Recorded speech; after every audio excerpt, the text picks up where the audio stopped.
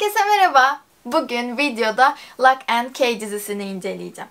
Lock and Key, Netflix'in son dönemlerde çıkardığı en yeni dizisi ve ben de taze hemen izleyip incelemesini yaptım. Lock and Key aslında Stranger Things'ten aşina olduğumuz çocuk karakterlerin, biraz böyle işte genç, o ergen dediğimiz karakterlerin yaşadığı o fantastik dünyayı, fantastik evreni anlatıyor bize. Tabii ki de Stranger Things kadar kaliteli bir dizi değil. Hazırsanız Lock and Key'i incelemeye başlayalım. Lock and Key, Joe Hill'in yazdığı ve Gabriel Rodriguez'in çizdiği bir çizgi roman aslında. 2008 yılından 2013 yılına kadar bu yayınlanan çizgi roman birçok kanal ve birçok yönetmen aracılığıyla diziye dönüştürülmeye çalışılmış. Ama ne yazık ki bir türlü o dizi projesi devam edememiş. Pilot bölümler çekilmiş, kanallarla anlaşılmış, kast kurulmuş ama ne yazık ki tam anlamıyla bir pilot bölümden sonrası gelmemiş. Ta ki 2020'ye kadar, Netflix'e kadar. 2020 yılının ilk ayında Netflix sayesinde bu çizgi romanı izleme fırsatını yakalıyoruz. Konusu nedir?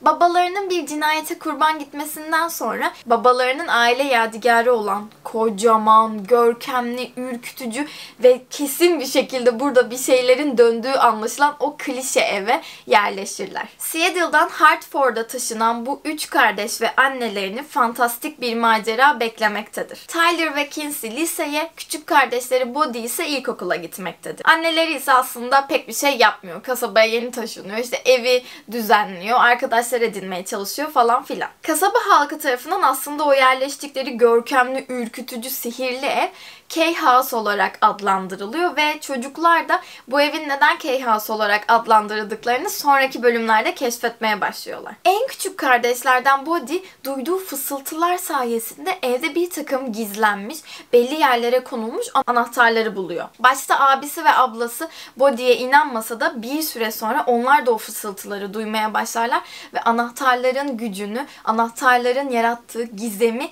ve ürkütücü olayları onlar da keşfetmeye başlar ve böylelikle bu üç kardeş bir maceraya atılır. Tabii tüm bu gizemin, maceranın, büyülü ortamın yanında bir de kötü karakterimiz var. Bu kötü karakterimiz evin bahçesindeki kuyuda yaşıyor ve bu kadının, bu kötü karakterin amacı tüm anahtarları toplamak. Ve bu anahtarları toplamak içinse o fısıltıları duyan kişiye ihtiyaçları var. Yani Bodhi'ye. Anahtarlar, büyülü şeyler, gizemler, maceralar, fantastik ögeler, efektler, kötü karakterler. Evet, dizinin ana hatları bu. Ama peki bu 10 bölümlük Lock and Key dizisi bize neler vaat ediyor?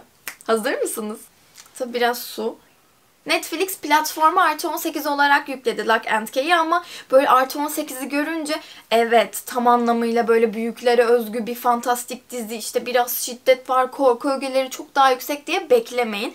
Ne yazık ki öyle değil. Stranger Things bile bence daha efektif ve daha korku doluydu Lock and Key'e göre. Yani şimdi Stranger Things de aslında çocuk karakterlerdi. Onların o saf, onların o işte ergen diyeceğimiz muhabbetlerine tanık oluyorduk. Onlarla beraber yaşıyorduk ama Lock and Key'de ne yazık ki biraz daha bu fazla. Çünkü tam anlamıyla karakterleri özümseyemediğimiz için karakterlerin her şeyine takılıyoruz ve onların o yaşadıkları günlük hayat dediğimiz olaylara aslında çok da böyle tahammül edemiyoruz. Fantastik ögelerinin yanında biraz böyle normal hayatı çok da iyi oturtamamış bir dizi. Yani dizinin hitap ettiği yaş 15-20 yaş arası. Korku ögeleri az ve bence bir aile dizisi. Ben 10 bölümlük ilk sezonunu bitirdim. Binge watch yapamadım ama böyle 2 güne yayarak izledim. Ama tam anlamıyla bence binge watch'a uygun bir dizi. Dizinin efektleri gayet başarılı. Hikayenin iskeleti, o taslağı da gayet başarılı.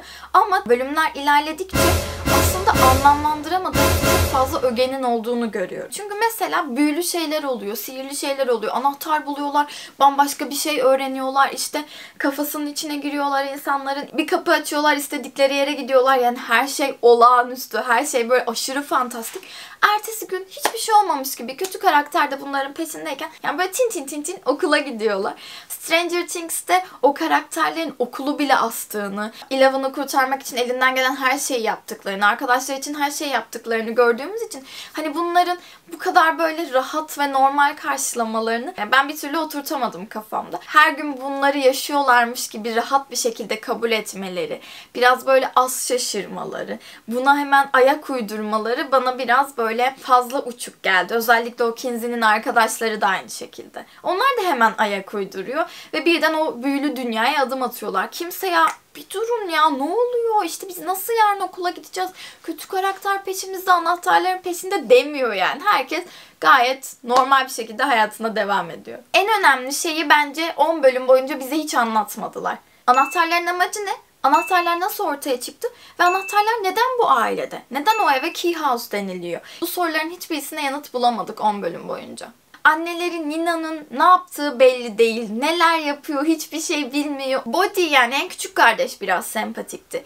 Kötü karakterler, okulun zorbaları ve böyle arada kalmış karakterler oldukça klişeydi. Yani bir kötü karakter tasarlıyoruz. Hemen işte bilindik bütün ögeleri yükleyin. Tabii ki de bir lise dizisi, okulda bir zorba olmak zorunda. Hemen bütün ögeleri yükleyin. Tam anlamıyla bir klişe karakterlerdi ve biz bu klişeleri izledik. Yani Netflix kolaya kaçmış bu karakterleri oluştururken. Şimdi 10 bölüm böyle yavaş yavaş tırmanarak çıkıyor dizide. Ama o yavaşlık final bölümünde ellerinde patlıyor. Çünkü final bölümü o kadar hızlı geçmiş ki utanmasalar 3 yıl sonra, 5 yıl sonra diyecekler. Her şey bir anda oluyor ve yine klişenin içinde boğuluyorlar. Spoiler vermeyeceğim. Spoilersız bir video çekmek istedim. Gerçekten o final bölümdeki her şeyin böyle hızlı hızlı ilerlemesi, her şeyin çok bariz ve belli bir şekilde olması ama bizim kardeşlerim böyle çok saf ve işte hiçbir şey olmamış, normal bir şekilde takılması bana çok klişe geldi. Yani tabii ki de ikinci sezon konu bırakacaklardı. Hemen her şeyi bitirmeyeceklerdi ama yine de yani bu kadar klişeyi beklemiyordum. Evet, sonuç olarak.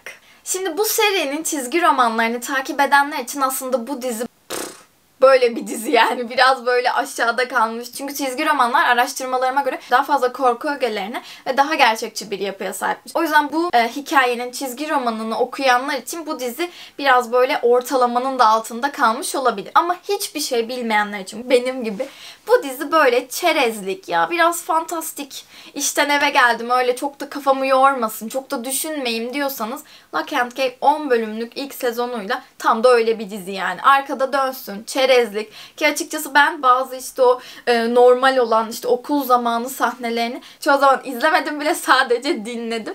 Çünkü çok boş muhabbetler vardı. Yani o yüzden böyle ana hatlarını bilseniz bile takip edebileceğiniz bir dizi. Zaman geçirmelik, fantastik bir dizi Lock and Key. Yani bu kadar basit. Çok da üzerine düşünmeye gerek yok. Çok da aman aman harika bir beklentiler içine girmeyin. Lock and Key ikinci sezonunun da onayını aldı. Yani bir sezon daha bu fantastik dünyaya, bir sezon daha bu karakterleri izleyebileceğiz. O yüzden sevenlerine de buradan duyurulur.